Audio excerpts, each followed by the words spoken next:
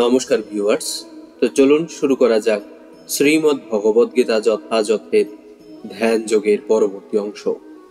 আজকে শ্লোক 41। প্রাপ্য পুণ্যকৃত্তাং লোকানুষিত্তা শাশ্বতী সমা শুচিনাং শ্রীমতাঙ্গেহে যোগভ্রষ্ট অভিজায়তে।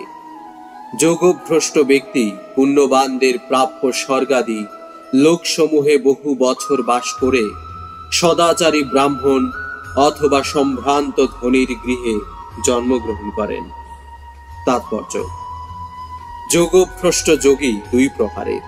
এক শ্রেণী অল্প সাধনার পর পতিত হয়েছেন, আর অপর শ্রেণী দীর্ঘকাল যোগ অভ্যাস করার পর ভ্রষ্ট হয়েছেন। অল্প সাধনার পর যারা পতিত হয়েছেন তারা পুণ্যবানদের প্রবেশযোগ্য উচ্চতর লোকে গমন করেন। সেখানে দীর্ঘকাল নানা রকম সুখ ভোগ করার পরে তারা আবার এই জগতে ফিরে আসেন এবং সৎ ব্রাহ্মণ, বৈষ্ণব অথবা ধনী বণিকের গৃহে জন্মগ্রহণ করেন। যোগ সাধন করার প্রকৃত উদ্দেশ্য পূর্ণরূপে কৃষ্ণ ভাবনার অমৃত লাভ করা, যা এই অধ্যায়ের শেষ শ্লোকটিতে বর্ণনা করা হয়েছে।